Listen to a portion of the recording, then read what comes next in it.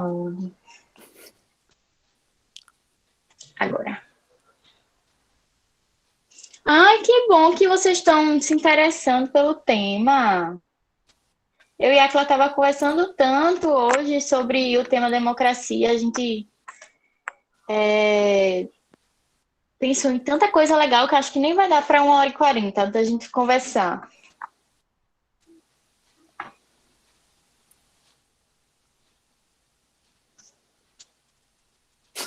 Tem muita coisa na É gaveta para verdade. colocar. Tome uma aguinha, Essa meu aula filho. vai Tome ser uma uma aguinha para descer terapia. devagarzinho. Vai ser uma terapia, todo mundo falando mal. E bem.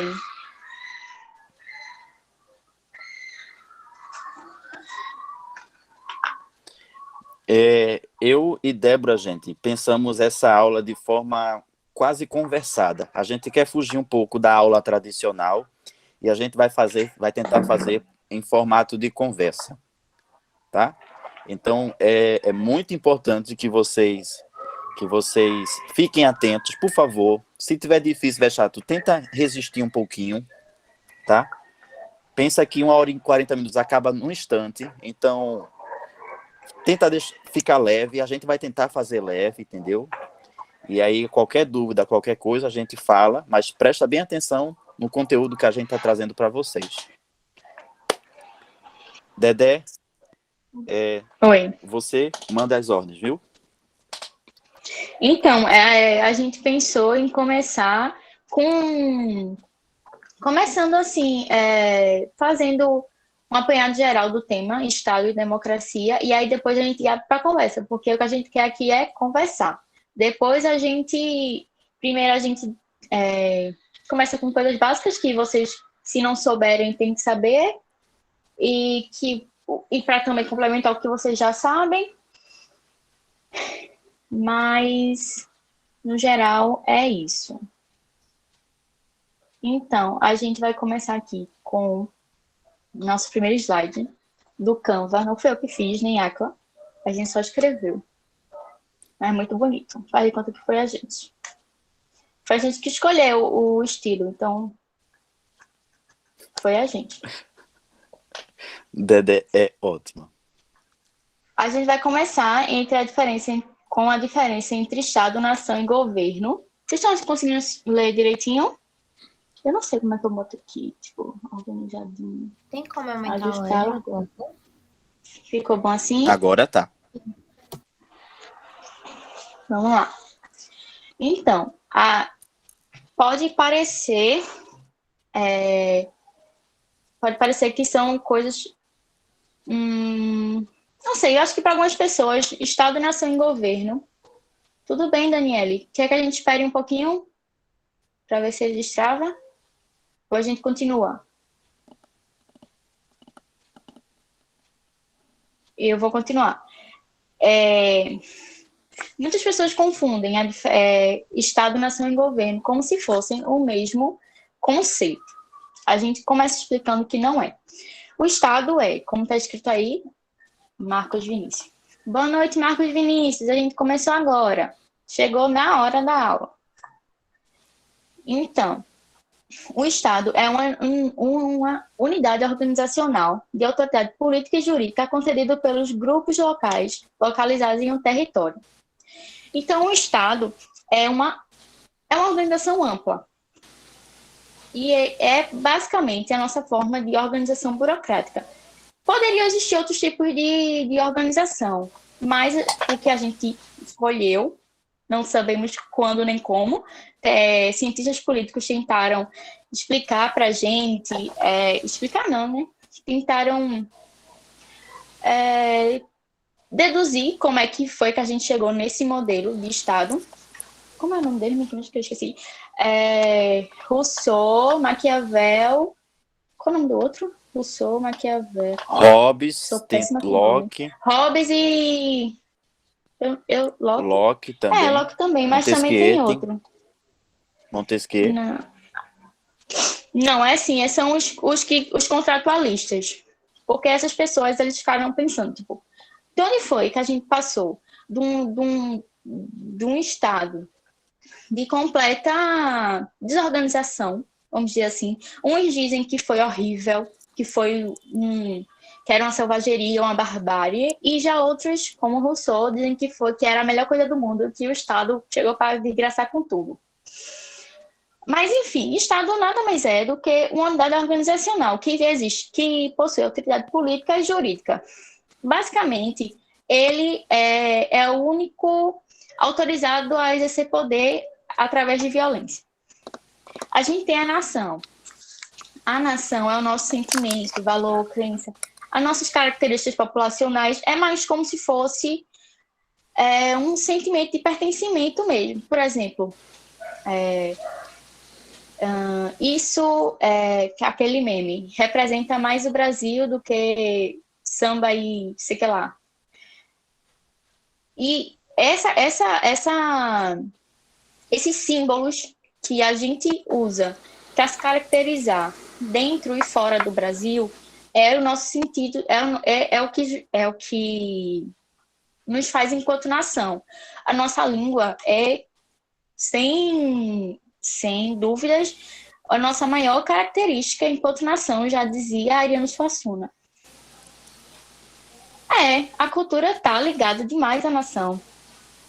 Aliás, a cultura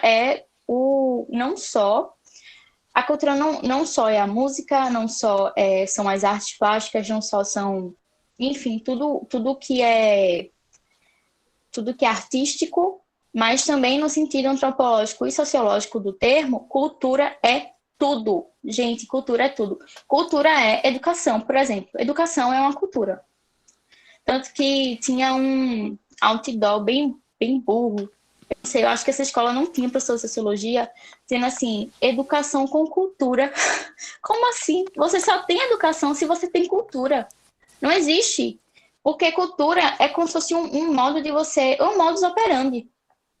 É o jeito que você come, é o jeito que você anda, é o jeito que você usa seu cabelo, é o jeito que você fala com a sua família.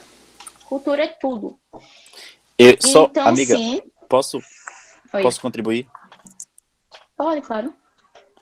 Então, somando isso ao que a professora Dedé, fofinha, está falando, uma definição rápida de cultura. Cultura é tudo aquilo que não é natural. Tudo aquilo que tem intervenção humana é cultura. Tudo aquilo que é produto humano é cultura. A cultura em si, professor Áquila, é boa ou ruim? Não. Você não diz que uma cultura é boa ou ruim. Por exemplo, nós temos a cultura do estupro. Nós temos a cultura do machismo, mas não temos a cultura da comida típica, nós temos a cultura da dança. Portanto, cultura não é boa ou mal em si. Cultura é tudo aquilo que é produto humano.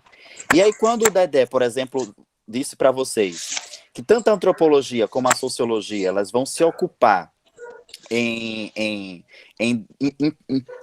trazer à tona que cultura não é somente música, mas é também a música, é também essas questões, é fundamental isso para a gente pensar o conceito de nação. Porque, como o Dedé falou, nação é um sentimento. O que é que, por exemplo, quando a gente está fora é ótimo. Quando as pessoas estão fora do Brasil, e o que é que elas fazem, por exemplo, se identificar com o Brasil? É também a música, mas não é só a música. É o cheiro da terra, são elementos que vai fazendo com que esse sentimento venha à tona. Portanto, a nação brasileira, ela não necessariamente se encontra aqui no Brasil. Ela também pode, mas ela pode se encontrar em qualquer lugar. Isso. Porque qualquer pessoa que tenha esse sentimento, essa reverência em relação àquilo que é o país, aquilo que faz o Brasil, essa pessoa tá suscitando a nação dentro dela. Deu para complementar o que Dedé está falando? Demais. Se eu puder dar minha opinião, demais. Pronto, Dedé, pode continuar. Então, vamos lá. E aí a gente tem o governo. O governo é transitório, imutável, graças a Deus, se existe, graças a Deus, citando nossa querida Inês Brasil. Ele fica responsável pelo gerenciamento do Estado e Estados. O Estado está em maiúsculo porque a gente diz assim, Estado, o país. E Estados minúsculo, que eu estou dizendo, das unidades federativas, os pequenininhos. Governos mudam a partir da sua ideologia. Então, diferente do Estado e da nação, que são coisas, podem ser mutáveis? Pode, principalmente a nação. Acho mais fácil do que o governo. Quer dizer, mais fácil do que o Estado. Mas o governo, ele é muito e muito e muito mais transitório e mutável do que todas as características. Eu me perdi agora, porque eu perdi o meu raciocínio. Peraí. Sim, enfim. O governo é uma parte mais executiva, entendeu? O Estado e a nação são coisas que estão ali praticamente imutáveis, são duas estruturas maiores. E o governo, se a gente puder fazer uma analogia, ela fica flutuando entre esses espaços, fazendo um trabalho bem executivo, mas que muda de tempos em tempos. Vamos lá, conceitos de Estado. Só complementando. Então, Dedé falou duas coisas importantes. O Estado com E maiúsculo e o Estado com E minúsculo. Professor Áquila, reforça isso que a professora Dedé está falando. Vamos reforçar, então. Nesse Estado com E minúsculo, você entende como a ideia administrativa. Certo? Por exemplo, o Estado de Pernambuco. O Estado também não necessariamente pode ser o Estado pode ser a cidade. Não sei se você sabe disso, porque esse Estado com E minúsculo está se tratando de administração. A administração de um local, daquilo que Dedé chamou da questão federativa. O Estado com E maiúsculo, ele tem 3 características, se você quiser anotar. O Estado com E maiúsculo, que Dedé falou, que é o Estado em relação ao país, tem 3 características. O Estado com E maiúsculo. A primeira característica é territorialidade. Território. A segunda característica é governo. E a terceira característica é povo. Vamos lá. 3 características do Estado. Esse Estado com E grande. Território, governo e povo, ou população. Pegou? Pegou? E o que a gente vai trazer agora é a visão de 4 grandes autores, que vai tentar entender mais o Estado. Então, presta bem atenção no que a gente... 5 grandes autores que vão tentar descrever.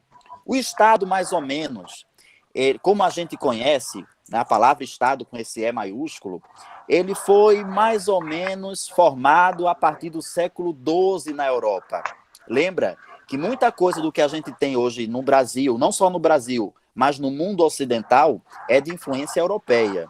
Portanto, a ideia de Estado, como nós conhecemos, ela surge a partir do século XII da nova era. Mas é importante dizer que o Estado do século XII, século XIII, século XIV, não é o mesmo Estado de hoje.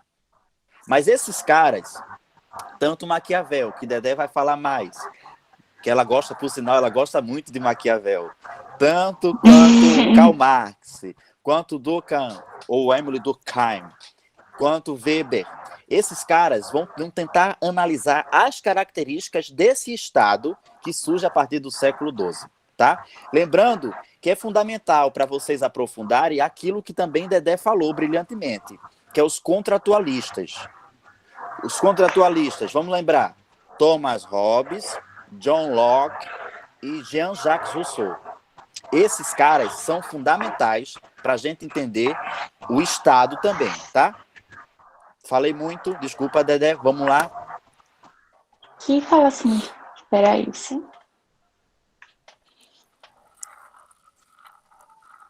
2 minutos. Deixa eu ver aqui o negócio da moça que quer entrar, não tá conseguindo.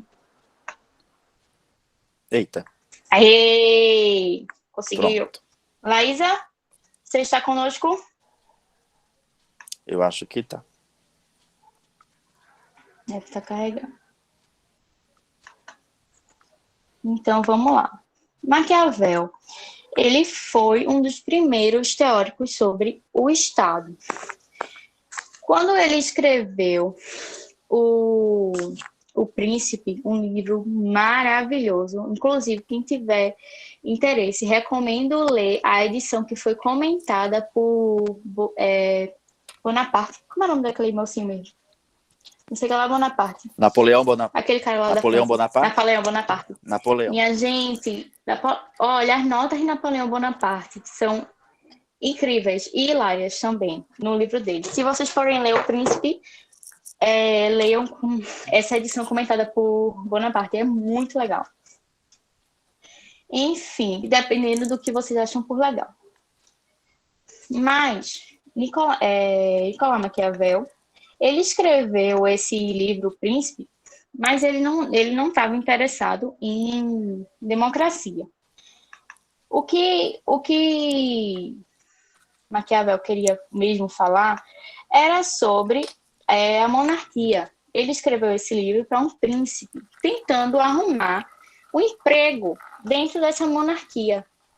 Mas aí aconteceu que o pessoal não deu bola para ele, e se eu não me engano, ele foi exilado, não foi? Isso.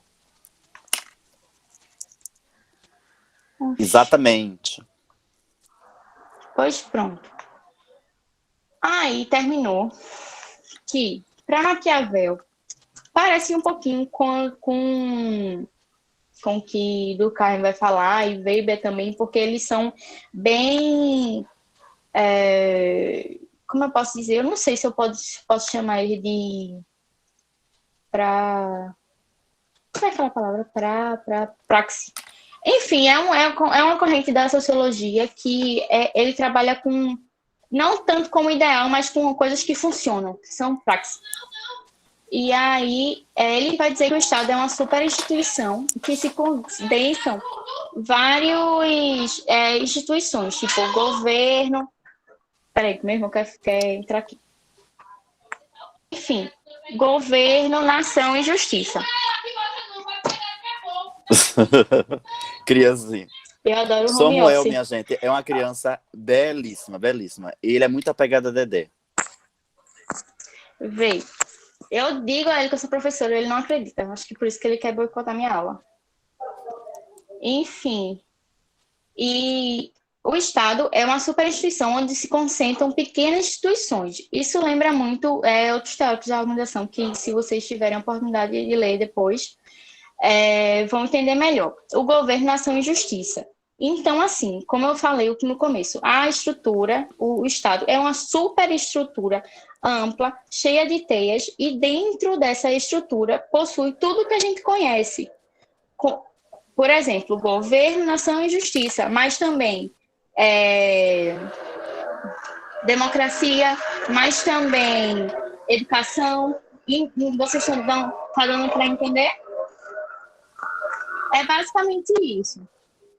Tanto que na obra de Maquiavel, ele não discorre muito sobre o Estado, ele vai se apegar mais sobre o príncipe, mas a contribuição dele, teórica, para a definição do Estado foi tão importante que utilizaram isso, que hoje em dia ele é um dos teóricos que deram esse conceito de Estado. A Cláudia vai ficar com o Marx? Posso ficar com o Marx. Deixa eu só, então, trazer à tona. É muito importante isso que Dedé falou sobre a questão da superestrutura do Estado, tá, gente? É muito importante isso. Lembrem-se que Maquiavel ele vai ser tão importante para o entendimento da política que ele vai ser considerado, inclusive, o pai da filosofia política moderna. A gente já fez, inclusive, uma aula, não sei se vocês tiveram acesso, sobre Maquiavel, então vale a pena vocês entrarem lá para vocês entenderem um pouco mais sobre essa dimensão, tá? Karl Marx, por exemplo, eu estou avançando muito. Se o Maquiavel pertenceu ao século XV e XVI, Karl Marx, eu estou falando do século XIX, portanto, a gente deu um salto, certo? E é muito importante, me permitam ler um trecho de um dos livros mais importantes do pensamento crítico, que é um livro do parceiro de Marx. Olha que interessante, o Marx ele teve um parceiro chamado Engels, o Friedrich Engels. E o Engels, ele vai descrever algo que é muito importante para entender, inclusive, o pensamento de Marx sobre o Estado. Posso ler? Alguém faz reações bovinas? Posso ler? Sim, amigo, leia.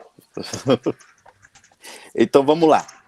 Diz o Friedrich Engels, num livro chamado A Origem da Família, da Propriedade Privada e do Estado. Lembra que tanto a teoria de Karl Marx como a teoria de Engels vai ser uma teoria crítica, portanto, vai criticar o modelo e a forma como existe, como está dada o Estado naquela época, que serve até um pouco mais para agora. Então, Engels vai dizer o seguinte: assim, o Estado antigo foi, sobretudo, o Estado dos senhores dos escravos, para manter os escravos subjugados. O Estado feudal foi o órgão de que se valeu da nobreza para manter a sujeição dos servos e camponeses dependentes. Vou ler mais uma vez. Assim, o Estado antigo foi, sobretudo, o Estado dos senhores de escravos para manter os escravos subjugados. Bem, se você conseguiu entender essa frase, você pode concluir uma questão. Poxa, professor, então quer dizer que o Estado, para Engels, é um Estado que está a favor de uma classe dominante? Sim. Para Engels, tanto quanto para Marx, o Estado, ele obedece, ele está dentro de uma estrutura de classes. Lembra que é um pensamento fundamental para o Karl Marx? Eu tenho certeza que você já teve aula sobre Karl Marx. E Karl Marx vai falar sobre a estrutura social, como ela está organizada. E, a grosso modo, a forma como a estrutura social está organizada é de forma que a burguesia seja um poder dominador e o proletário seja um grupo dominado. Portanto, isso vai ser tão importante nas análises de Marx e nas análises de Engels, tanto que eles fazem o manifesto comunista ou manifesto do Partido Comunista, e nessas análises, tanto de Marx quanto de Engels, o Estado ele está inserido, ele está embutido, portanto, nessa estrutura. Se ele está embutido nessa estrutura, ele obedece, por exemplo, àqueles que mandam, àqueles que detêm os meios de produção. E aí, poxa, professor, mas o que Marx está falando, eu não concordo. Tudo bem, você pode não concordar, você é livre para isso. Mas entenda, por exemplo, que é possível você encontrar hoje alguns resquícios. Por que é possível encontrar alguns resquícios? Vamos voltar para o Estado com E minúsculo, tá, Dedé? Um Estado com E minúsculo. Nesse Estado com E minúsculo, é óbvio, vai se falar de administração. Você já sabe disso, eu já falei sobre isso. Mas se você analisar, eu vou fazer uma pergunta que eu não sei se você sabe a resposta, mas vale você tentar entender, tentar procurar estudar. Quem é que paga mais impostos no Brasil? O mais rico ou o mais pobre? Quem é que paga mais impostos no Brasil? Bruno, quem é que paga mais impostos no Brasil? O mais rico ou Os os mais mais pobres. Mais pobre. E você sabe dizer o porquê?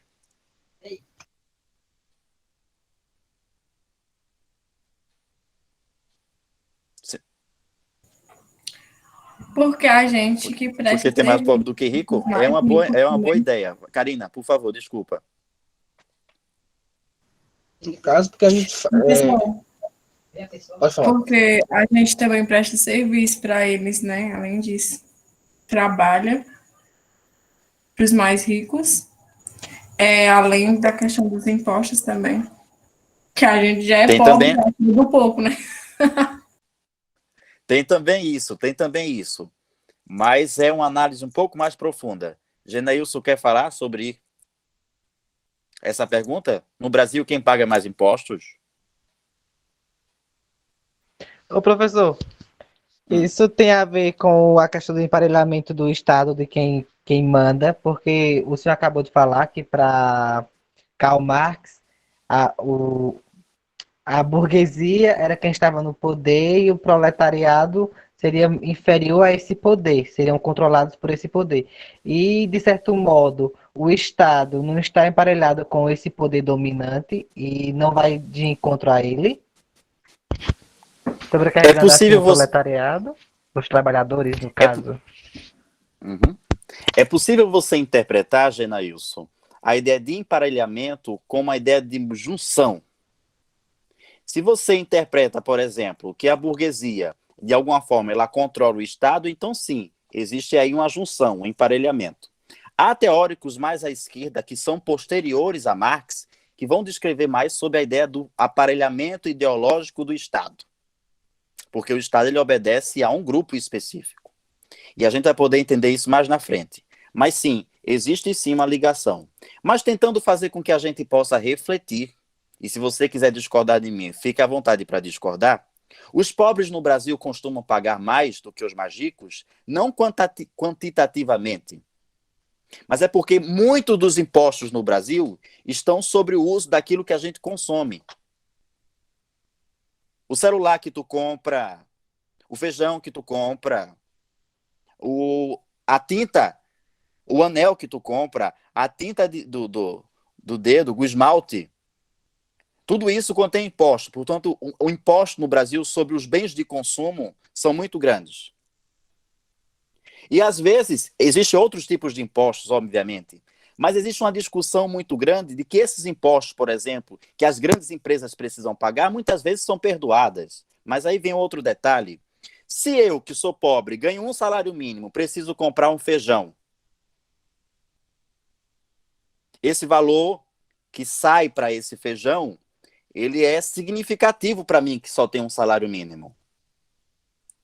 Contudo, se eu sou rico e preciso comprar um feijão, o valor que sai, por exemplo, ele é infinitivamente menos sensitivo ao meu bolso. Ou seja, como o valor de tudo é igual para todos, obviamente o poder de compra, a iniciativa de compra, a oportunidade, a base para comprar alguma coisa, ela não é igual para todos. Então acaba que o pobre ele acaba pagando muito mais impostos no sentido qualitativo das coisas. Dá para entender? Uma feira básica custa muito para um pobre. Uma feira básica não vai custar tanto assim. Aí você vai assim, professor, mas o valor da feira pode ser o mesmo. Pode ser, mas a renda não é. Se a renda não é, é óbvio que não sentimos da mesma forma. Se não sentimos da mesma forma, alguém se beneficia. Se alguém se beneficia, esse Estado, a burocracia, está a favor de um grupo específico. Dá para entender? Portanto, pode ser até igual o valor. Mas a ideia é, quem tem mais deveria pagar mais. Quem tem menos deveria pagar menos. Mas os impostos que eu pago, que você, Karina, paga, que sua mãe paga, é o mesmo imposto que o dono da maior empresa do Brasil, da indústria, também paga. E quando você analisa, por exemplo, aqueles indivíduos que têm menos do que um salário mínimo, vai pagar também igual. Portanto, o ponto de partida, ele não é igual. Se o ponto de partida não é igual, o ponto de chegada vai sofrer alguma interferência. Acontece que essa linha reta, ela vai para o miserável, para o pobre, para o rico, para o milionário. E quando você faz uma análise sistemática disso, você acaba vendo que é injusto. Porque o poder de compra de todos não é o mesmo. Se o poder de compra de todos não é o mesmo, nem todo mundo pode ter feira básica. Dá para entender isso? E é por isso que a gente compra mais ovo. É por isso que a gente não compra tanta carne. É por isso que a gente come mais frango do que carne de boi. Porque acaba que esses impostos embutidos nesses bens de consumo faz com que se sinta, na verdade, de que o Estado, ou a estrutura que nós estamos inseridos, a estrutura que nós estamos colocados, ela não é feita pensando nas desigualdades. Se não é feita pensando nas desigualdades, esse Estado obedece a um grupo específico. Dá para entender mais ou menos? Então, Dá tanto sim, quanto professor. Karl Marx, quanto o Friedrich Engels, vai dizer, por exemplo, de que o Estado ele serve de um instrumento para um grupo específico, que é o caso da burguesia, continuar controlando e dominando o proletário. Não é neutro. O Estado não é neutro. Ok? Alguém levantou a mão. Eu amo quando tu se empolga bem muito, aí começa a falar que me ponder. Foi Bruno e Genailson, pelo que eu vi. Então, por Sim, favor, fale. professor. Realmente eu estou de acordo com o que o senhor disse. E sobre emparelhamento com o Estado, é justamente da maneira que o senhor ratificou aí para todos, né? E também eu queria fazer assim um adendo sobre o que o senhor postulou agora, sobre a taxação os impostos sobre, que saem quase o mesmo na compra de bens de consumo para quem é pobre e para quem é rico. Atualmente e é bem perceptível isso mesmo. Eu tive de me mudar para Maragogi, a trabalho, né? Eu, particularmente, comparado com a maioria da população, ainda recebo um pouco a mais. Só que lá eu fico, assim, consternado com a situação, porque é uma cidade muito cara mesmo, um padrão de vida muito alto. E a população mais pobre, que recebe menos de um salário mínimo, eu não sei como sobrevive lá. Porque o consumo é igual para todos e é um consumo muito elitizado. E a população mais carente, eu não sei como sobrevive, quem recebe menos de um salário mínimo ou até quem recebe um salário mínimo naquela cidade. Aí o senhor conversando agora, eu fiquei pensativo sobre isso mesmo. É só a gente pegar um outro exemplo básico. Se você quiser comer em um restaurante muito bom do Recife, por exemplo, para a gente ficar aqui na cidade, você não paga menos do que R$ 100 por um prato. Não paga menos do que R$ 100 por um prato. Se você observa, por exemplo, em um país de imensas desigualdades, como o Brasil, fazer algum tipo de lazer não é acessível para todos. Se o lazer não é acessível para todos, é porque existe um grupo, segundo Marx, segundo Engels, essa não acessibilidade para todos já é a prova de que existe aí um grupo que se beneficia com isso. Dá para entender? Então, tem até, só para fechar, amiga, juro que eu fecho agora. Pode falar, O mas Hegel, tem 1h40. O Hegel, que é um filósofo muito importante, e que inclusive o Marx, ele vai vir antes de Marx, tá? Vai vir antes de Engels. Mas o Hegel vai ser um filósofo muito importante. E o Marx e o Engels vai beber muitas coisas, inclusive para criticar. Mas o Hegel, ele vai trazer a ideia, qual é a visão de Hegel do Estado? Para Hegel, o Estado, enquanto espírito de um povo, ao mesmo tempo, a lei que penetra todas as relações da vida e deste povo, dos costumes, da consciência de seus indivíduos, o Estado tem que residir a liberdade subjetiva. No Estado tem que surgir a liberdade subjetiva. Quando Marx e quando Engels vai trazer essa ideia de Hegel, vai dizer o seguinte, olha, liberdade subjetiva para quem? Não é para todos, é para um grupo específico. E esse grupo específico é a burguesia. E isso é a ótica, portanto, de Marx e de Engels. O Estado está a serviço das classes dominantes. Fechou? Deu para entender? Reações bovinas? Ou então, filosofia da lagartixa, balança a cabecinha. Meu Deus, eu fiz isso agora, quase que me torcicolo voltaram. Pronto. Dedé, pode ir pro Durkheim. Eu falo do Durkheim. Vamos lá. Então, Durkheim, ele é o teórico das estruturas também.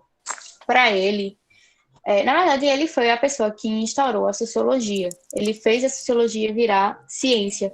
Como ele conseguiu isso? Ele basicamente fez de uma forma em que a sociologia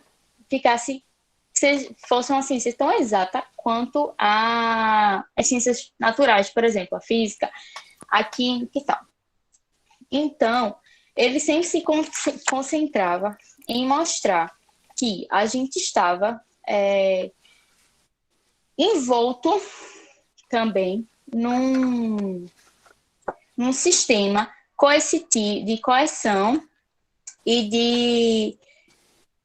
Era coerção e o quê? Agora eu me esqueci, meu Deus do céu. Enfim, toda vez eu me esqueço dessas coisas. Como é, amigo? Coerção... Coerção e coesão? Generabilidade... Não, de Durkheim. Coercitividade, generabilidade e... Vou ficar devendo para vocês. Pesquisa aí no Google, aí tu fala. Mas, enfim. Então, para ele, a gente estava... Era como se a gente tivesse, a sociedade fosse um domo e a gente agisse de acordo com isso. A gente não ia nem muito além e nem ficava muito preso no que ela dizia para a gente fazer, por exemplo. Então, ele é muito praxeológico, ele é muito da prática.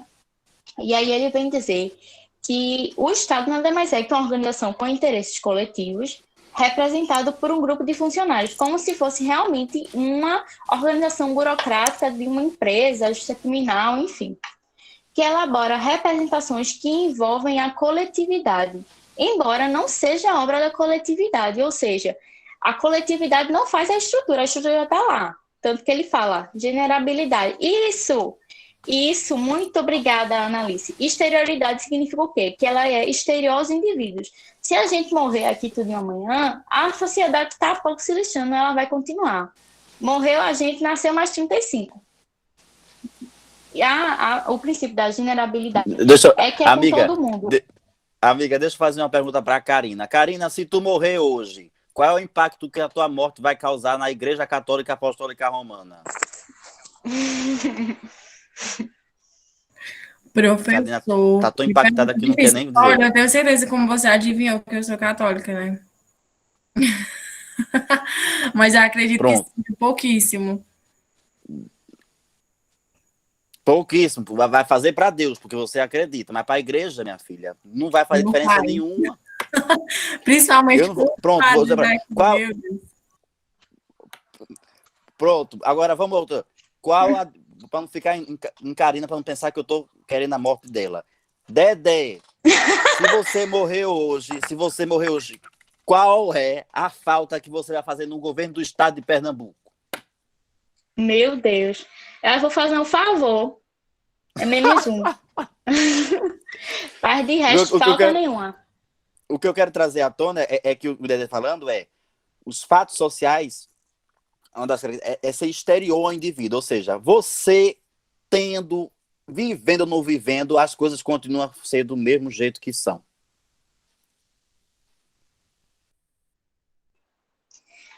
Continuando, generalidade é porque ela é igual para todos, ela serve, o poder coercitivo dela é em todos. A gente sabe que na prática não é, mas como o Durkheim não podia sair dessas subjetividades, porque para ele a sociologia era uma ciência bem objetiva, então ele considerava que a estrutura social, no caso o Estado, não fazia distinção entre as pessoas.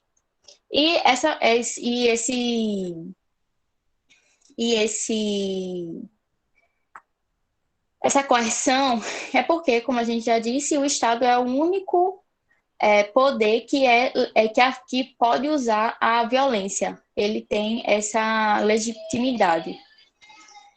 Até a gente pode perguntar assim, né? Se o Estado é o único que tem legitimidade para usar a violência, quem é que pune o Estado quando ele passa do limite, né? Isso é um debate que sempre a gente fala isso, sobre esse poder de coerção do Estado, os alunos se interessam bastante. Acho que não existe uma resposta para isso. Quem é que pune o Estado? Assim, na teoria próprio- deveria ser o próprio Estado, né? Mas isso não acontece, a gente sabe. E se acontece, são raríssimas vezes. Cadê aqui? Sim. Ou seja, o Estado não representa uma consciência coletiva, porque dentro dessa consciência há uma infinidade de representações e sentimentos sociais que o Estado não é capaz de representar tudo. Bruno, a gente pode falar nessa questão de um Estado exterior. Eu estava lendo sobre o Talibã e pensando nisso. Quem é que vai punir o Talibã se acontecer algo, violações, que a gente já sabe que está acontecendo, mas violações aos direitos humanos? Quem é que vai punir o Estado do Talibã agora que tomou o poder do Afeganistão? Quem? A ONU? Então, assim, com certeza existirão talvez bloqueios econômicos, não vou polemizar não, mas enfim, quem é que vai fazer? Aline, pode falar. Boa noite, professora. Se houvesse essa interrupção da ONU, como a senhora falou, quantas pessoas mais ou menos morreriam, será? Isso é uma, Tu repete, por favor. isso é uma pergunta. A Eu senhora não acha entendi que direito, não. morreriam... Calma. Desculpa, deixa eu repetir. A senhora acha que se tivesse essa interrupção da ONU, haveria muitas mortes lá no Talibã? Veja, Olha, Aline. Do Talibã, quer dizer. Fala, amigo. Veja, primeiro a gente precisa entender o seguinte: a ONU, ela não é uma instância necessariamente maior do que os países, certo?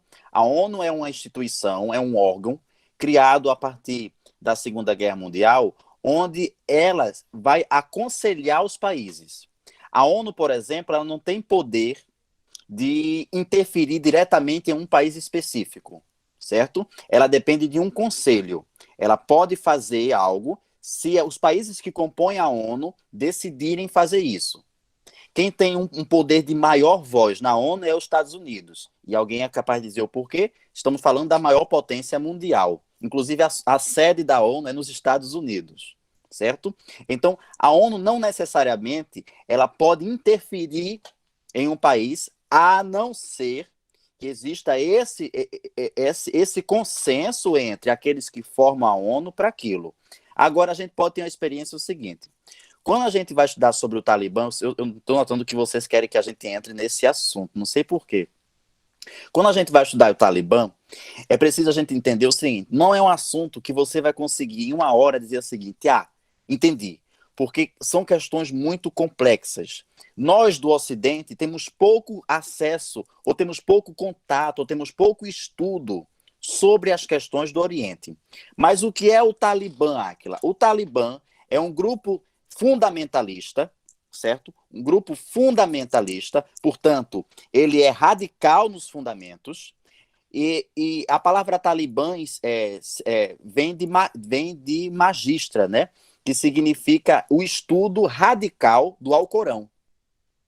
O que é o estudo radical? É pegar as ideias que foi falado naquela época e não interpretar e praticar da mesma forma. Portanto, existiam escolas na década de 90, e o Talibã foi criado na década de 90 justamente por não fazer essas interpretações, por fazer uma leitura de como funcionava o Alcorão em si, sem interpretação alguma, certo? E eles, atrelado à questão religiosa, juntamente com interesses políticos e econômicos, conseguiram tomar um poder. E durante o tempo que tomaram o poder, algumas questões sociais deixaram de existir. Por exemplo, a liberdade das mulheres de ir à escola. Inclusive, não sei se vocês sabem sobre a Malala. Malala foi uma grande ativista dos direitos humanos. Ela foi, inclusive, sofreu várias várias perseguições, inclusive tiroteios do Talibã, desse grupo atacou Malala.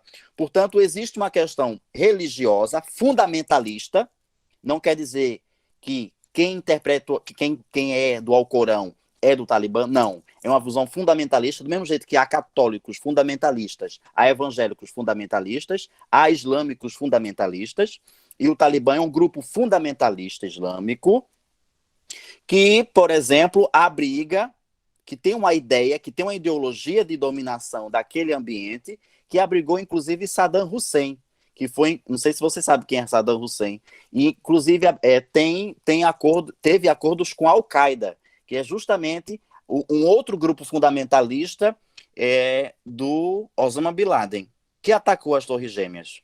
Portanto, para você entender o Talibã, você precisa entender a cultura, por que existe esse entendimento radical, por que existe toda essa questão, por que os Estados Unidos, o que os Estados Unidos tem a ver com isso, certo? E os Estados Unidos tem a ver, por exemplo, porque existe poderio econômico no meio, existe toda essa questão, e a forma como os Estados Unidos saiu, que os Estados Unidos estava dominando aquele estado durante muito tempo, e a forma como os Estados Unidos saiu abruptamente, fez com que, sem haver preparação, fez com que, de repente, o Talibã encontrasse uma forma de conseguir o poderio, de conseguir voltar, por exemplo, e implantar, estão tentando implantar um Estado.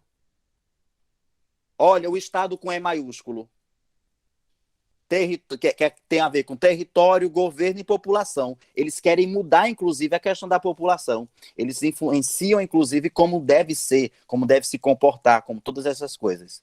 Então, só para que a gente... O foco não é a questão do Talibã, mas a gente não poderia, já que está falando de Estado, a gente não poderia deixar de falar dessa questão, tá, gente? Eu não sei por que eu falei isso. Eu falei isso por quê?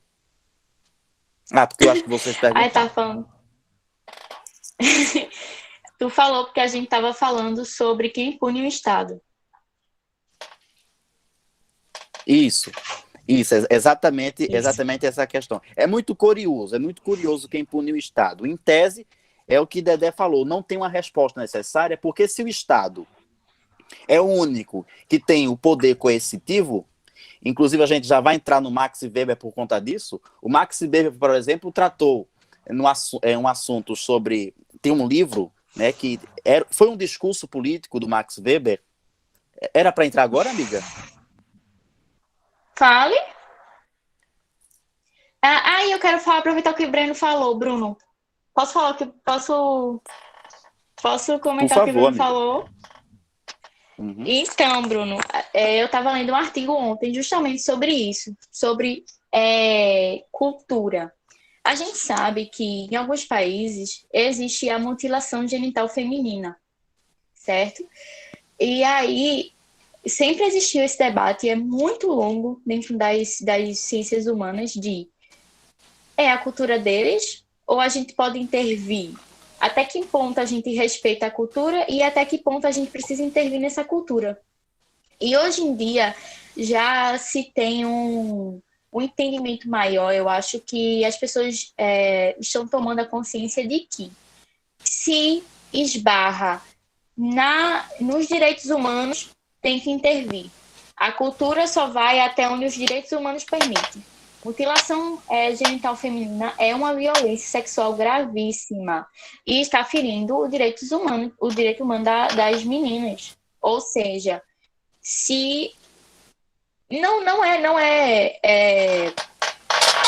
não significa que nesses países pararam de mutilar a genitália das meninas, mas ou que o Talibã vai parar de apedrejar as mulheres só porque ela não está usando o hijab. Mas, assim, não é cultura. Inclusive, a gente tem uma moça, eu não lembro agora qual é o perfil dela no Instagram, mas ela é muçulmana, ela mora aqui no Brasil, e ela está explicando justamente o que é que ela falou. Esse grupo Talibã, ele se utiliza da religião deles para cumprir excessos. quando eles dizem, eu estou parafraseando ela, tá? Quando eles dizem que as meninas não podem ir para a escola, eles estão ferindo o Islã. Ou seja, eles não são um grupo religioso, porque eles não estão, assim, eles são religiosos, mas eles não estão se baseando no islamismo nas suas atitudes, porque as suas atitudes estão indo de contra o Islã. Inclusive, o Islã tem passagem dizendo que sobre igualdade de gênero e tudo mais. Então, assim, eles utilizam cultura e religião para fazer isso, mas esse assunto não precisa estar. A gente não tá vendo isso só no Talibã. A gente está vendo isso no Brasil. Pessoas utilizando da sua religião e do seu eu tenho não sei quantos anos. Eu fui criado assim para ferir os direitos humanos das pessoas. É em relação a gênero, é em relação à raça, é em relação a tudo. E é por isso que o debate hoje em dia está tão acalorado e vai. No Talibã, esse assunto do Talibã é totalmente previsível. A gente tem que ficar se atualizando todo dia. Por isso que sigam esse professor Joca Correia, que eu indiquei para vocês, porque todo minuto, quando tem assunto novo, ele comenta lá no stories dele. Mas, assim, se uma coisa que eu tenho certeza que vai acontecer é, de novo, esse debate entre cultura e direitos humanos, até onde vai os limites de um e os limites de outro. Perfeito, amiga. Eu só respondendo a só uma pergunta. Pode acontecer uma guerra? É possível acontecer uma guerra. Não necessariamente vai acontecer, mas é possível. Principalmente se as grandes nações se envolverem nessa questão. Por exemplo, o Talibã ele tomou o Estado e agora eles são a própria lei. Por enquanto, até agora está assim. E o que pode acontecer com isso? O Talibã com medo, porque o Talibã, ele vai... O Estado, né, dominado pelo Talibã, vai precisar sobreviver, vai ter que fazer negociações. Então, o Talibã, com medo de uma represária dos outros países, está dizendo, olha, dessa vez a gente vai respeitar mais as mulheres, dessa vez a gente vai fazer mais isso, dessa vez vai fazer mais aquilo. Com medo, justamente, da represália, da questão do poderio econômico que está em jogo, certo? Mas é preciso sempre ter cautela, porque grupos fundamentalistas no poder nunca dão boa coisa. Nunca dão boa coisa. Mas o que eu quero trazer à tona para a discussão, e eu espero que vocês consigam entender o que eu estou falando, existe uma passagem, eu sou estudioso da religião, eu adoro estudar religião. Existe uma passagem de Jesus, na Bíblia, que diz assim: eu não vim trazer a paz, vim trazer a espada. Eu vim separar pai de mãe, mãe de filho. Essa passagem, que eu não estou falando exatamente como ela se encontra, se você tirar ela de contexto, você interpreta o seguinte: então Jesus pediu para a gente assassinar. Porque se ele não veio trazer a paz, veio trazer a espada, ele quer que a gente pegue na espada. Quando a gente é capaz de hermenêutica no direito é a ideia de interpretação, a gente consegue, o que Jesus veio falar sobre eu não vim trazer a paz, vim trazer a espada, eu vim trazer uma revolução. Essa revolução não necessariamente é a revolução agressiva, é uma revolução que pode ser no modo de comportamento. Eu vim revolucionar. Eu vim tirar vocês da paz no sentido de todo mundo acostumado com uma coisa e vir transformar. Portanto, pode ser uma revolução, que no caso de Jesus, foi uma revolução de comportamento. Então, quando você pega essa passagem específica e você não consegue fazer uma interpretação apurada do que aquilo foi dizer, eu posso interpretar, então, essa passagem específica como se fosse o estímulo a gente atacar. Quando eu digo para vocês que eu estudo religião, eu digo a vocês com toda certeza, o Alcorão e o islamismo é amor, gente. É amor. Acontece é que, imagina várias passagens, por exemplo, onde as pessoas não interpretam, não fazem a hermenêutica, e tenta fazer literalmente aquilo que foi escrito. Acaba em guerra, acaba em assassinato, acaba nessas coisas. Então, interpretação é a chave fundamental. Então, não é a religião, é o modo como eu vou encarar isso.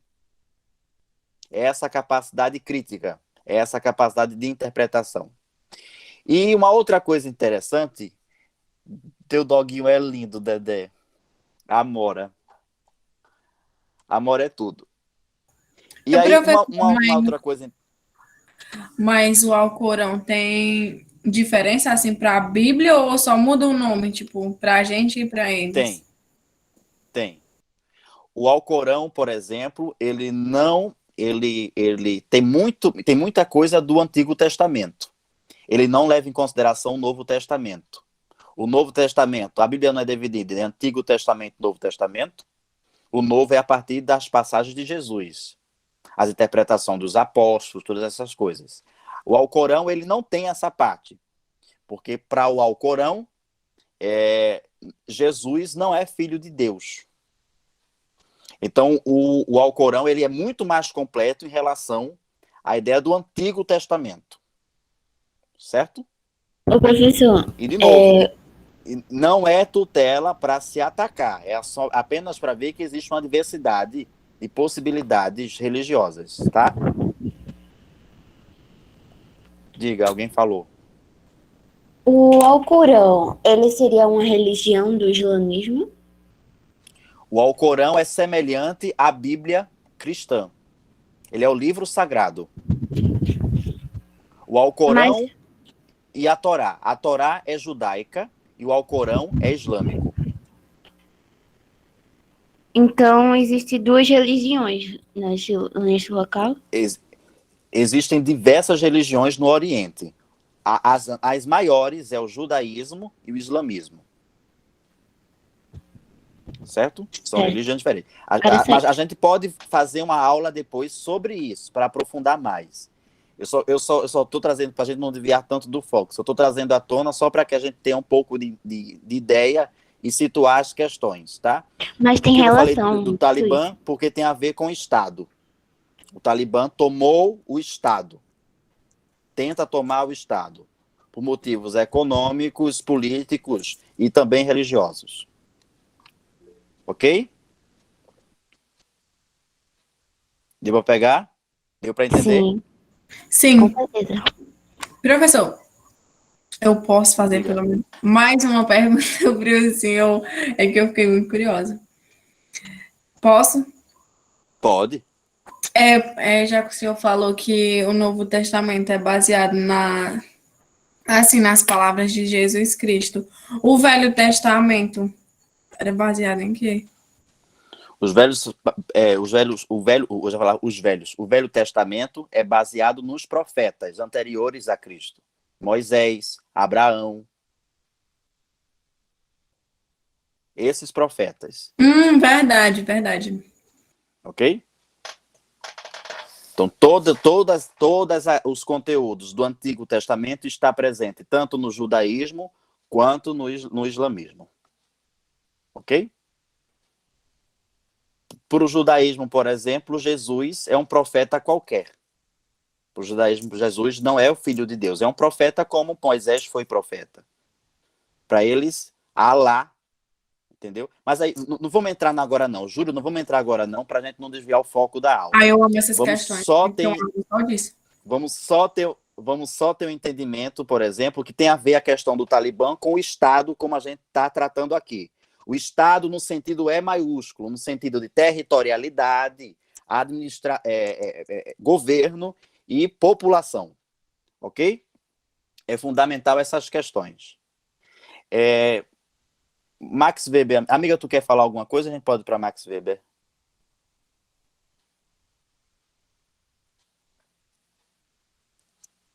Pode para Max Weber? Gente, Max Weber para vocês, Weber para os mais próximos, eu, por exemplo. Weberzinho, aí eu tenho intimidade maior com Weberzinho. Weberzinho, ele vai...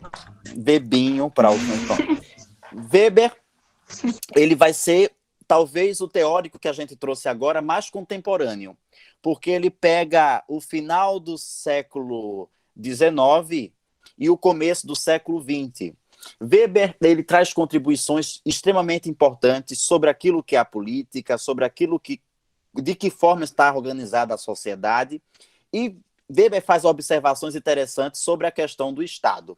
Para Weber, por exemplo, o Estado ele é o detentor legítimo da força. Então, aquilo que Dedé, que a professora Dedé, já anunciava já como características do Estado, a questão da coerção, o Weber, por exemplo, vai trazer isso à tona. O Weber vai trazer, por exemplo, de que a única possibilidade de interferir por meio do uso da força está completamente sob posse do Estado.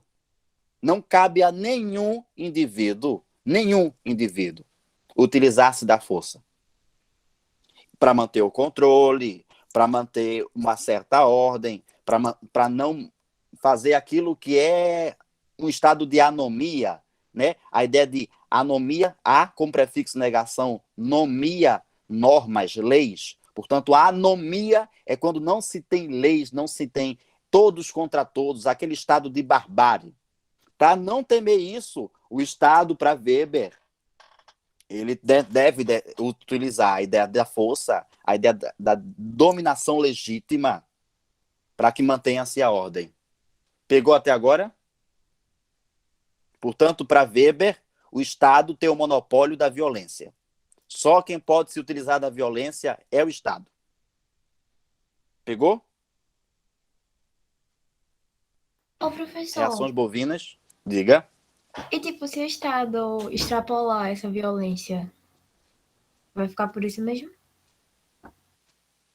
Se o Estado ele se extrapolar, deixa eu só ler aqui para vocês, porque ele vai falar exatamente sobre isso.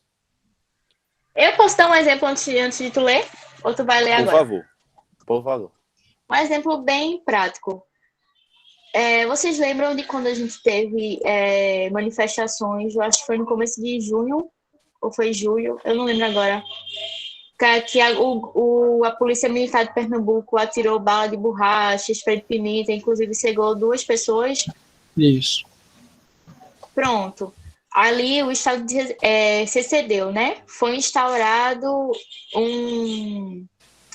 eu não sei como é que chama, é tipo uma corregedoria, alguma coisa assim, dentro da Polícia Militar. Inquérito? Um inquérito, isso. Foi instaurado um inquérito, perguntando para um e para outro como foi. Deu a mesma coisa, minha gente. Vai fazer, eu acho que vai fazer, é que eu não lembro agora. Mas, assim, o Estado é como se fosse uma grande família. Quando a gente erra, às vezes a nossa mãe pune a gente em particular, inclusive foi eu não sei se o nome se chama diretor, mas o chefe da Polícia Militar de Pernambuco saiu, entrou outro. Aí disse assim, não, porque agora a gente vai respeitar os direitos humanos. Eu não acredito muito nisso, não. Tá parecendo um talibã, dizendo que o direito das mulheres está assegurado. Mas é isso. Tipo, quem é que pune o Estado? Ninguém. A gente que se lasque. Mas é por isso que depois a gente vai entrar na questão da democracia para dizer que por estarmos na democracia, tudo pode ser mudado, inclusive isso. Meu Deus, Dedé, a gente só tem 20 minutos, eu estou passado. Respondendo a tua questão, o nome que se dá quando o Estado ele usa excessivamente a sua força é até as 22? Tem certeza que é até as 22? Se for, então estou feliz. É até 9h45, mas se for até 10 horas, tudo bem. Porque não é pra gravar? Tudo bem, então vai até as 10. Se for legal, se for interessante, vai até as 10. Se não for, a gente termina antes. Veja só, alguém perguntou sobre a questão se o Estado, professor, ele for além da conta, utilizar a força além da conta. Aí isso vai se chamar o estado de exceção. Exceção com X. O que é o estado de exceção? É quando o Estado, o governo, ele começa a utilizar da força e ele começa a se exceder nisso. Quando ele começa a se exceder nisso, ele começa a, obviamente, exagerar. Quando o Estado ele perde o ponto, quando o Estado começa a exagerar, ele não é considerado mais legítimo. Ele perde a legitimidade, ele perde a consideração. Ele perde a consideração.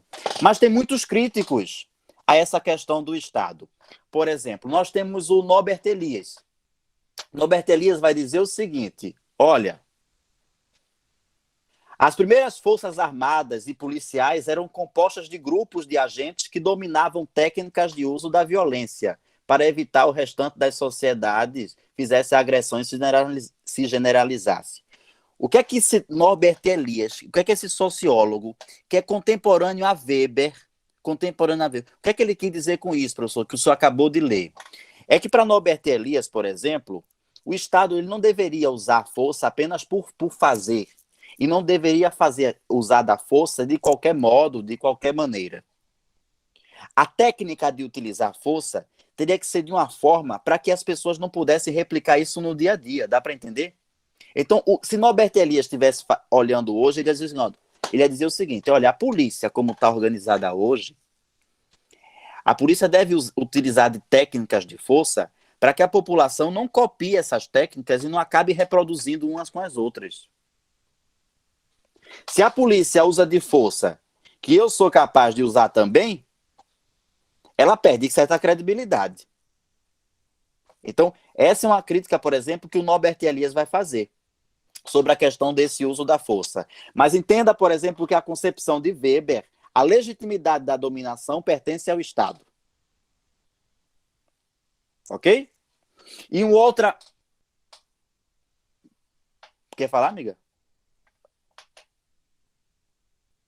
Amiga? Dedé? Não, tava coçando meu nariz. Meu nariz não, minha orelha. Ah, tá. Então, tentem perceber essa questão. Tentem perceber essa questão. O que é, portanto, estado de exceção, quando o Estado, por exemplo, excede a sua força. E por ele exceder a sua força, ele perde legitimidade. O que é que um teórico importante como Weber vai dizer sobre o Estado? Olha, o Estado ele tem como legitimidade o uso da força.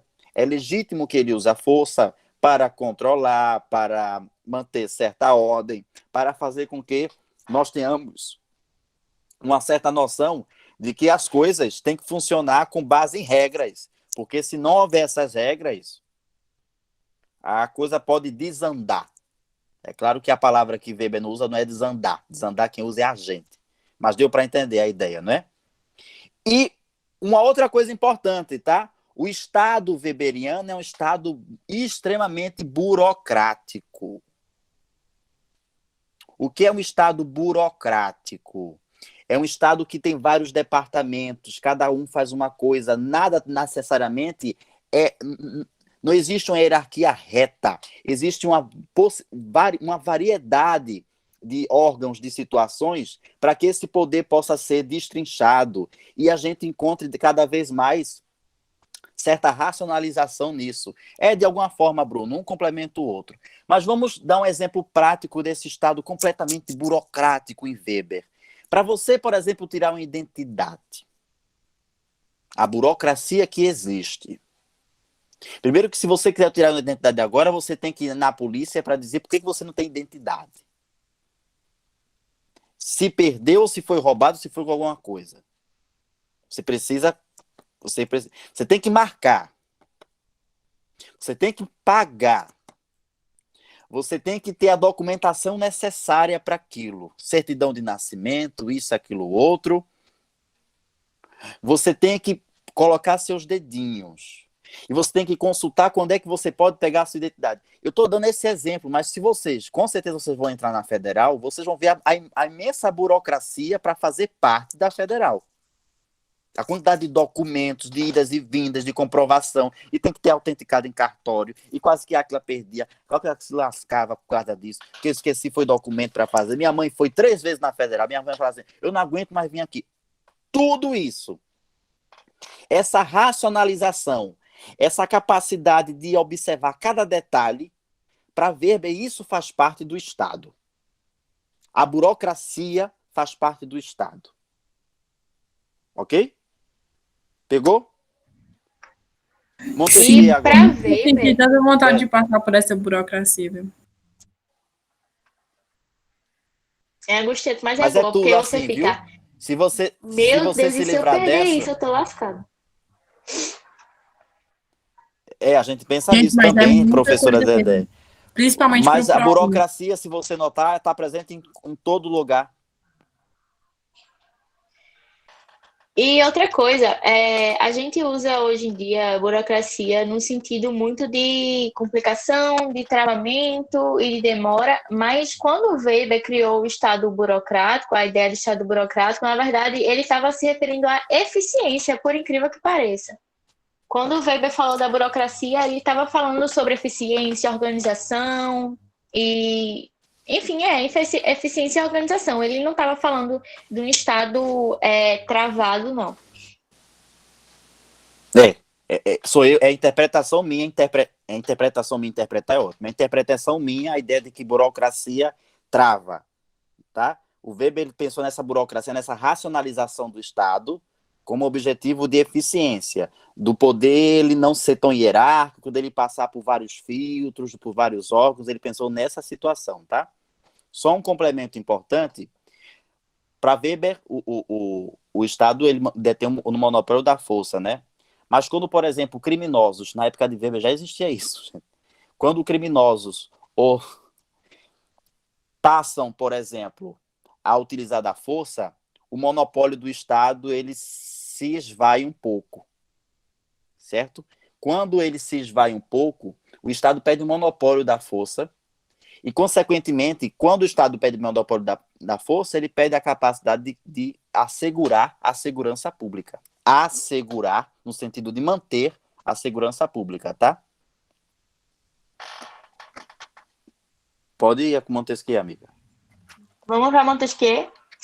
Basicamente, Montesquieu foi o que deu a gente essa ideia de que deveria existir no Estado 3 divisões, que são executivo, legislativo e o judiciário. Como é que seria? Seria também nessa ideia de burocratização em que um complementava o outro, trabalhava junto. Então, o executivo ficava responsável pela execução das leis, o legislativo por elaborar as leis e o judiciário ele ia ficar fiscalizando o cumprimento das leis. E é justamente para isso. Na verdade, o que Montesquieu frisa é que seria essa independência e coparticipação dos 3 poderes seria para tentar frear inclinações autoritárias que surgissem. É mais ou menos como a gente está... Na verdade, a gente não está vendo isso agora.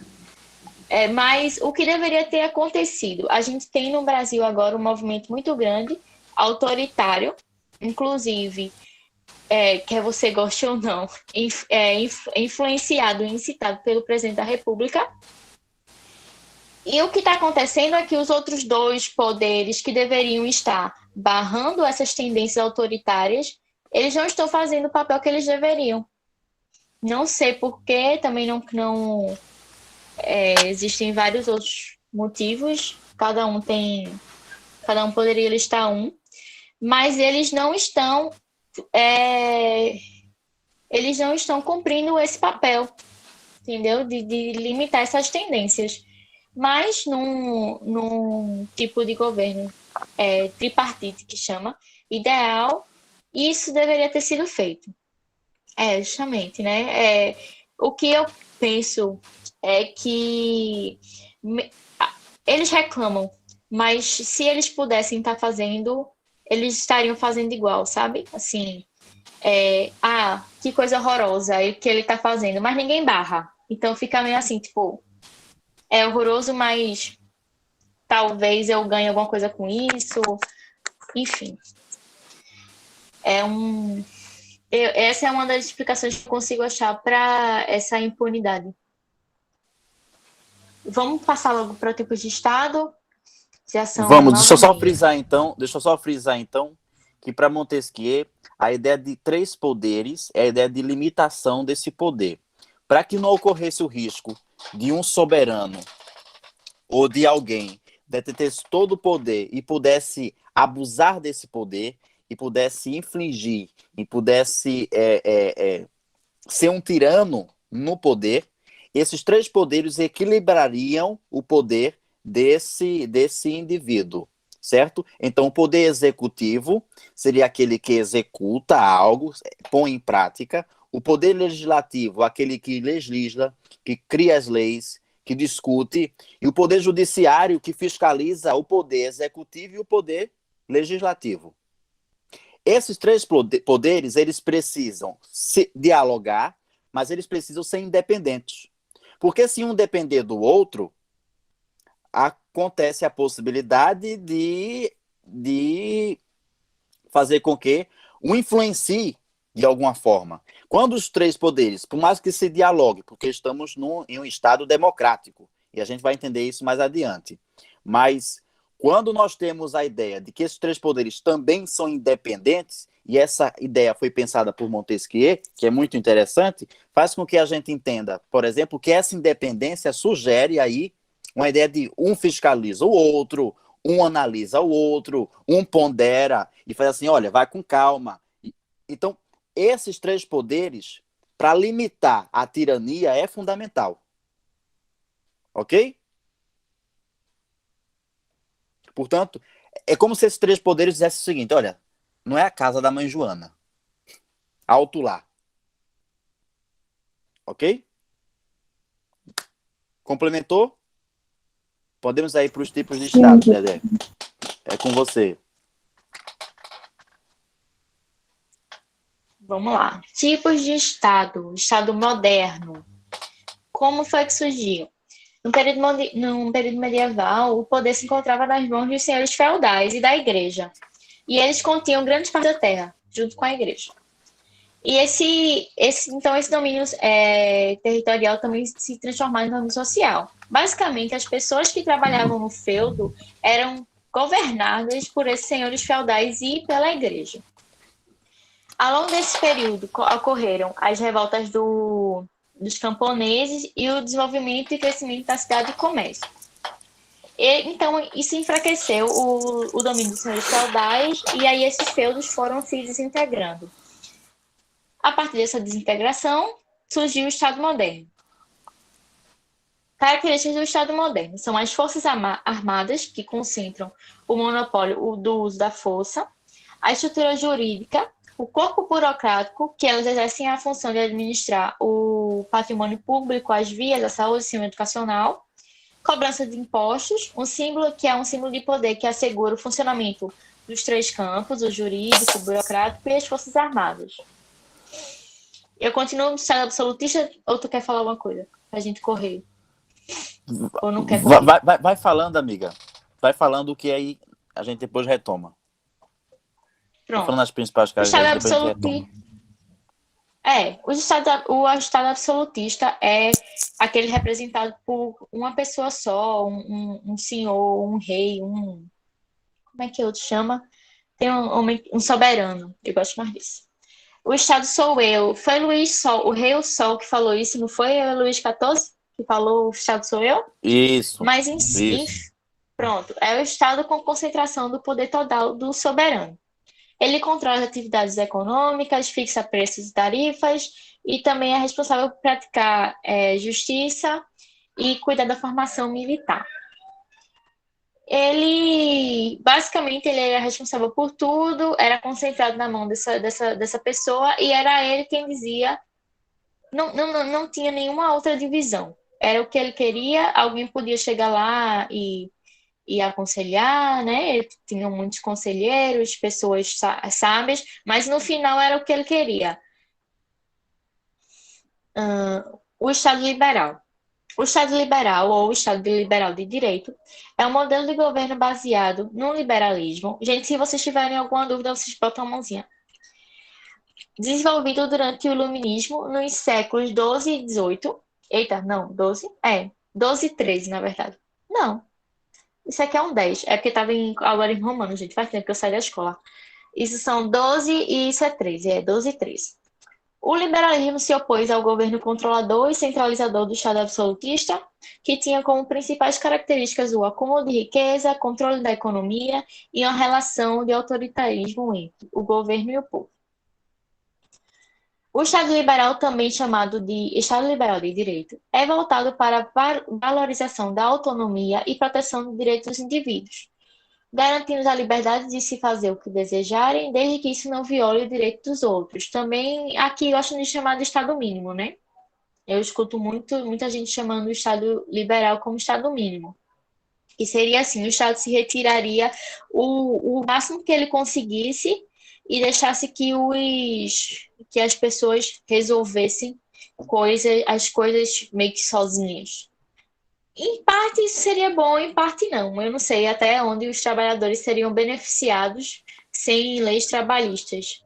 Mas, né, vamos ver. É uma crítica minha, né? Não sei como seria na prática. Deixa eu só fazer um parênteses, professora Dedé, rapidinho. Lembrem que esses tipos de estados, os tipos de estados vão levar em consideração o contexto social, político de uma época, tá? Então, as ideias sobre o Estado vão se basear no contexto de cada época em específica, o contexto econômico, o contexto político. Essa ideia, por exemplo, do Estado liberal é recente no século XVIII, vai ser fundamental, porque aí vai ver, inclusive, a necessidade da garantia da propriedade privada, certo? Então, lembrou de Estado liberal, lembra dessa garantia pelo Estado a propriedade privada do indivíduo. Então, se você quiser anotar, pensou em Estado liberal, pensa na garantia da propriedade privada.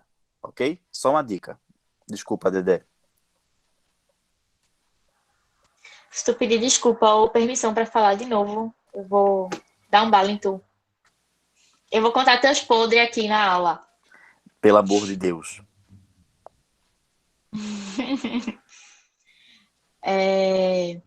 Então, assim, economicamente, o Estado liberal ele é o fruto do direito dos interesses da burguesia. Seu principal estudioso foi Adam Smith, que acreditava que o mercado é livre quando regula a si próprio, sem qualquer interferência estatal. É o modelo oposto ao Estado intervencionista, marcado por uma regulação exaustiva de todas as áreas da economia, incluindo o setor privado. Suas características são, para deixar mais fixadinho, defesa da liberdade e dos direitos individuais. Não há reconhecimento de direitos coletivos. Liberdade de religião, reunião, imprensa, baixa ou nenhuma intervenção estatal, né, o chamado Estado mínimo, igualdade de direito para todos, meritocracia, direito de propriedade privada, não há obrigação de objetivos sociais para a sociedade privada. Ô amigo, me corrija se eu estiver errada. Essa propriedade privada também é a propriedade em si, privada, também é a vida e mais o quê? Eu lembro que são 3 coisinhas que, tipo assim, a propriedade privada do ser humano, a vida, a segurança. Essa propriedade privada que se assegura tanto pode ser em relação a ter uma casa, um terreno, quanto pode ser, por exemplo, a discussão sobre propriedade privada também beira a questão da liberdade do indivíduo em relação à religião. Então, o Estado que garante a propriedade privada... Oi? Do corpo também? Do corpo também. Sabe? Em tese, um Estado liberal ele vai dizer o seguinte: contanto que você pague os seus impostos, você é livre para fazer o que você quiser.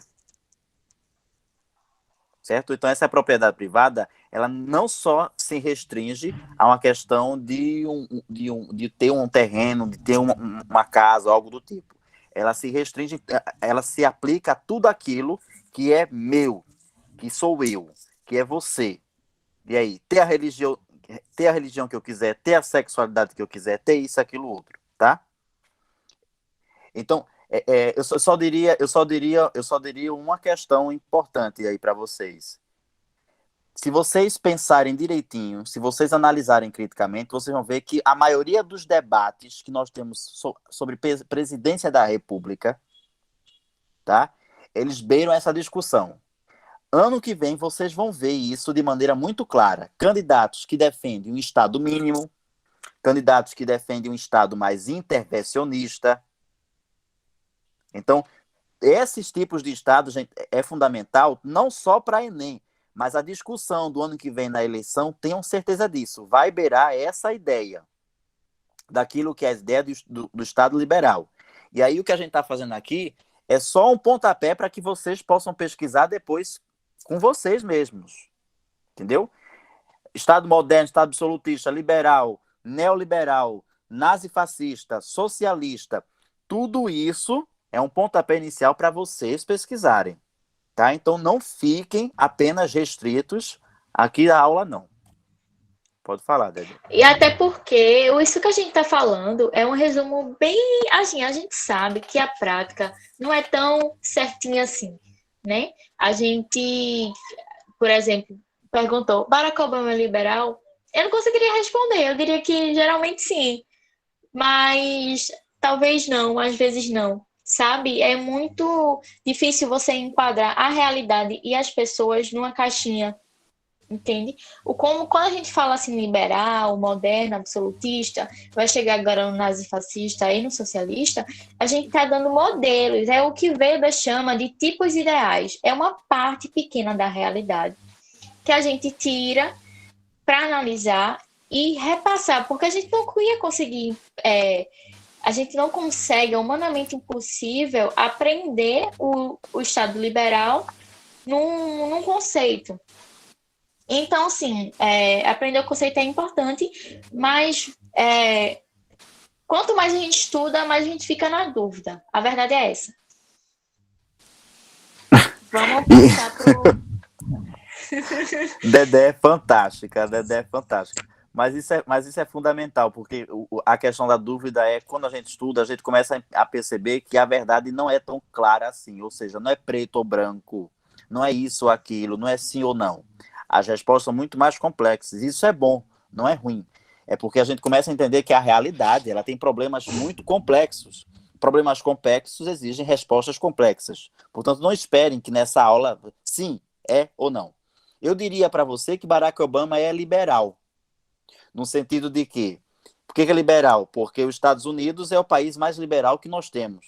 Por quê? Porque ele defende a ideia de propriedade privada, defende a ideia de mercado livre, defende a ideia de um Estado mínimo, defende... Tudo isso são características. Tudo isso são características do Estado liberal. Portanto, Barack Obama, sim. Agora, inclusive, tem uma aula, tá, gente, sobre isso. Então, pesquisa essa aula, sobre liberalismo, socialismo e neoliberalismo, tá? Anarquismo também. Então, pesquisem sobre isso. Tem aula no YouTube do portal, tem. Então, pesquisa lá. Inclusive, sou eu que dou aula sobre liberalismo. Então, dá uma olhadinha lá.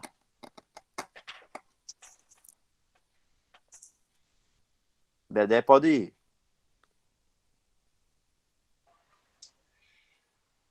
Só enfatizando, a gente sabe que a aula se estendeu.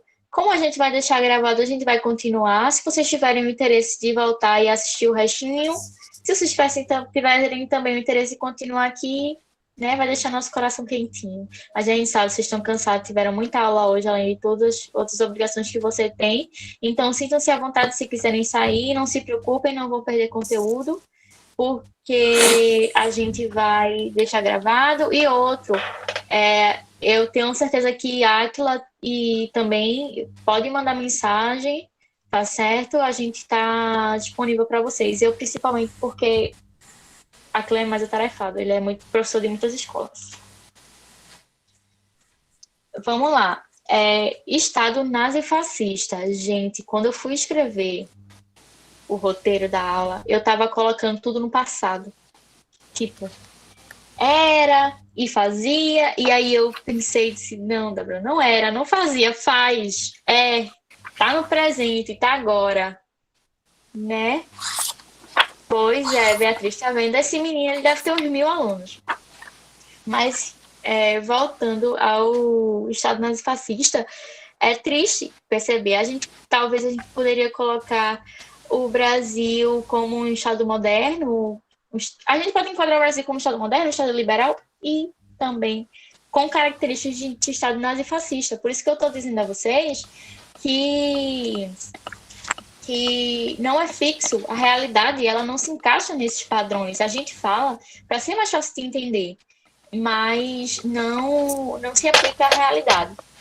Então, vamos lá. Características do governo nazifascista, do Estado nazifascista. Ultranacionalista, autoritário, ditatorial e militar. Formado por um único partido que cultua seus líderes, contrário ao socialismo e liberalismo, pois concentra todo o poder social e econômico. Vocês lembram quando... Ai, gente, eu não consigo dar aula neutra. Se eu for professora de uma escola particular, eu tô lascada, eu sou demitida no outro dia. Mas vocês percebem como aquele moço, Paulo Guedes, no começo venderam ele como liberal, e aí a galera começou a votar nele. E aí, hoje em dia, o discurso aqui, ele não é liberal, coisa nenhuma, nunca foi. Então, propagam ideias anticomunistas e valorizam a violência, os homens, valorizam muito a virilidade, a juventude e a mobilização das massas.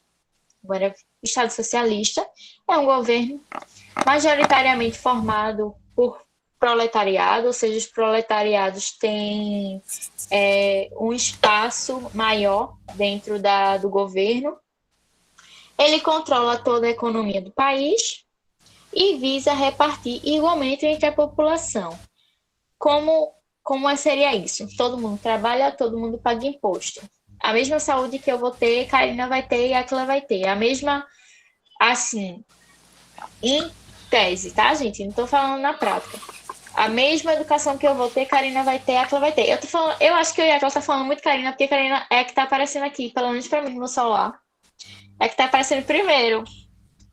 Vamos lá, e Bruno também vai ter. E aí, é basicamente isso. Todo mundo vai ter as mesmas oportunidades e a mesma oportunidade, como é que seria? A mesma assistência do Estado. Já que tudo que a gente ia socialismo, ganhar amiga. seria repartir. É só vocês Eita, não ficou claro pensarem, que eu gente. Não, ficou, eu que não prestei atenção. É porque tá muita muriçoca aqui. Amiga, tem muita muriçoca. Eu não tô aguentando, não. Não sai mordida, não.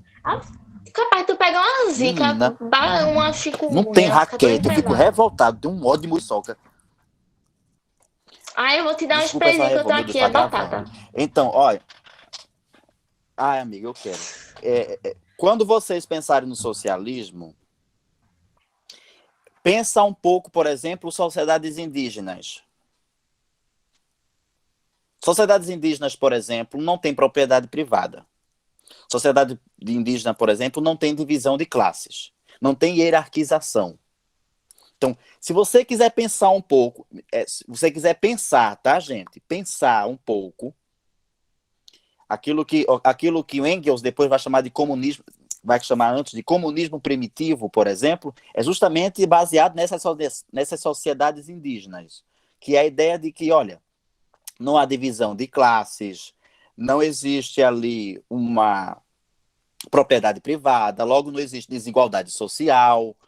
Portanto, é um outro modo de organização que faz com que a gente entenda um pouco do que seria, então, um Estado socialista, no sentido de que todos com os mesmos direitos, todos com deveres partilhados, todos com essa...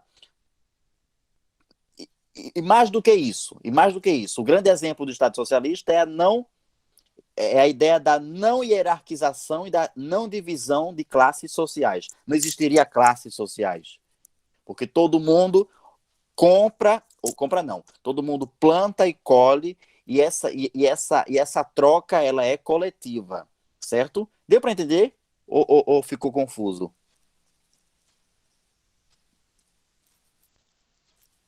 Deu para entender?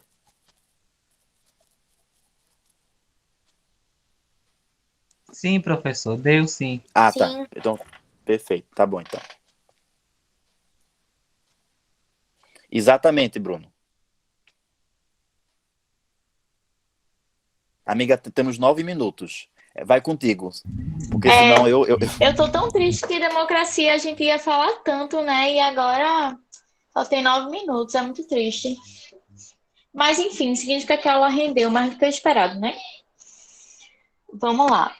A democracia. O que é essa palavra tão repetida? Definição prática da democracia é um sistema político que viabiliza. Eita, Juliana.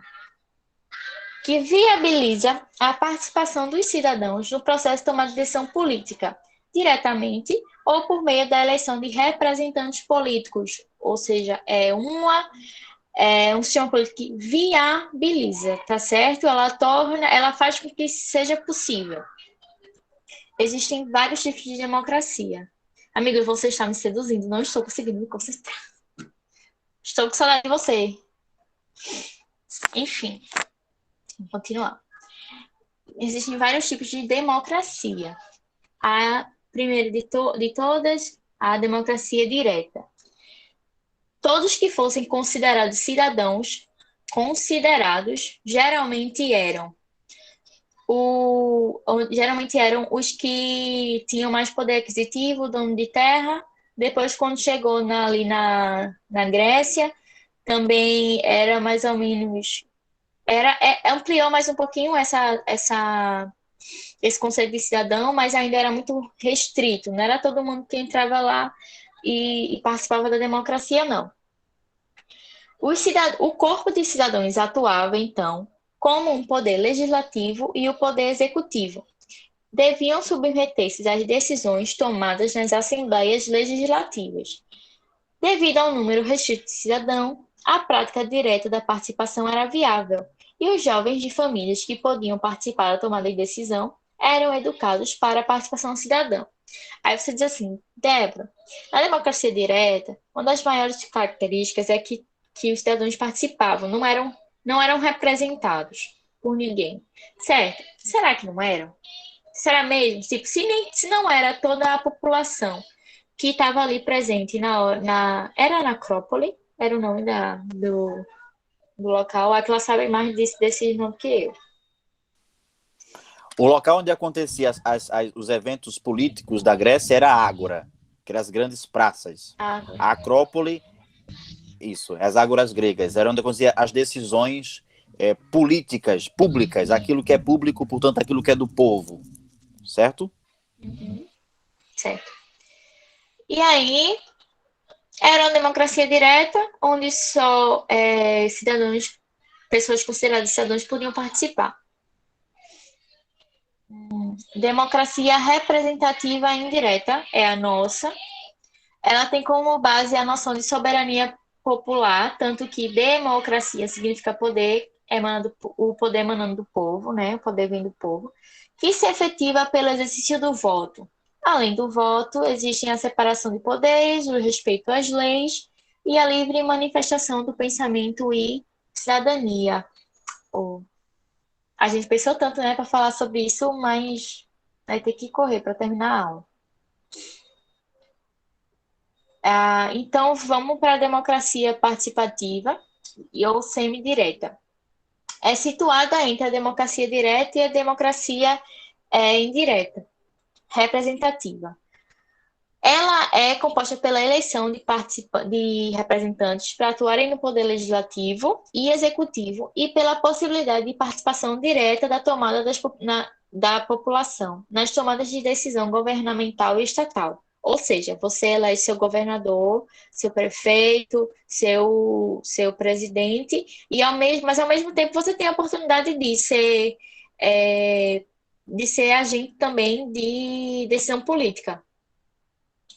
Tal participação dá-se por meio de plebiscitos e assembleias populares que, computando a participação popular e os seus resultados, quando somados ao todos, interferem nas ações políticas. E aí, a gente terminou de caracterizar esse tipo de democracia. A gente tem um texto aqui, feito pelo professor Aquila, de origens do conceito, significado de interpretação. Amigo, tu acha que 4 minutos dá? Ou a gente podia, talvez, gravar um conteúdo de discussão, e aí a gente postava no grupo Postava. do... Pronto, a gente terminava a aula aqui, e aí a gente fazia algo por fora e postava. Perfeito, para a gente ter mais tempo para falar. Mas, de maneira direta, é muito importante vocês anotarem esses conceitos de democracia direta, democracia indireta, representativa, democracia participativa, porque, de alguma forma, são conceitos que, às vezes, podem confundir e fazem com que a gente tenha um entendimento real de onde se situar, tá? Democracia em si, se eu pudesse dizer o seguinte, democracia, segundo Winston Churchill, e eu encerro com isso, Dedé, eu juro que eu encerro com isso.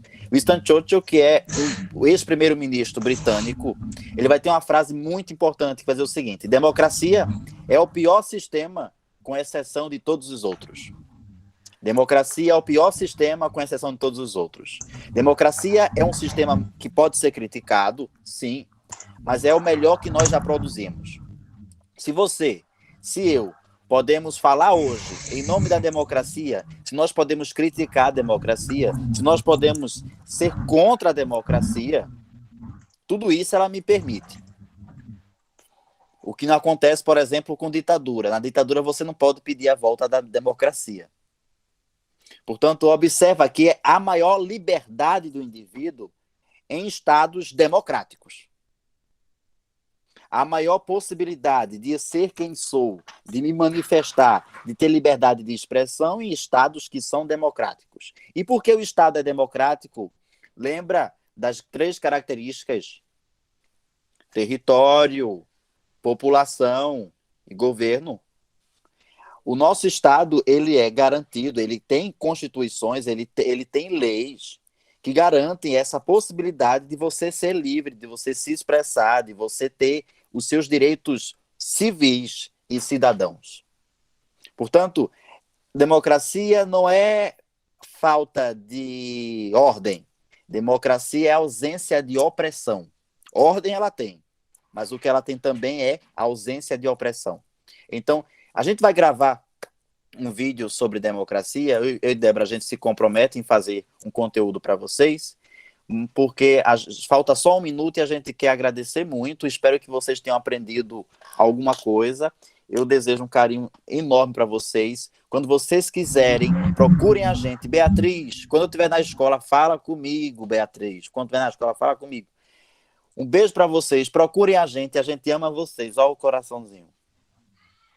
Gente, obrigada, viu? Terminou a hora da aula, ainda 23 pessoas aqui, ou mais de 23.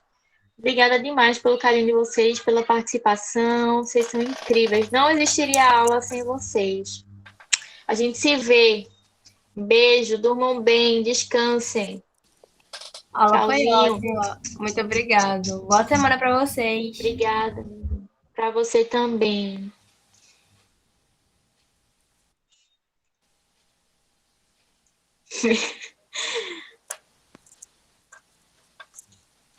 Amiga, eu tô morrendo de fome. Aquilo fica Amiga, aí. para de gravar, pelo amor de Deus. Ai, Jesus, olha, a Mai vai entrar aqui pra gente falar de Isabel Anchieta. Eu não sei não parar de gravar, não. Licença, Amiga, em nome de Jesus. Diga, Juliana. Oi.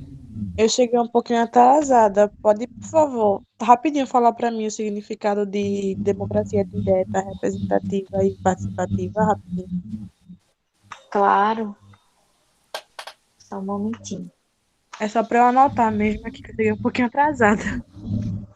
Tudo bem, mas assim, Dedé, para de gravar, além mulher. disso, já parei, amigo. Parei não? Peraí, sim?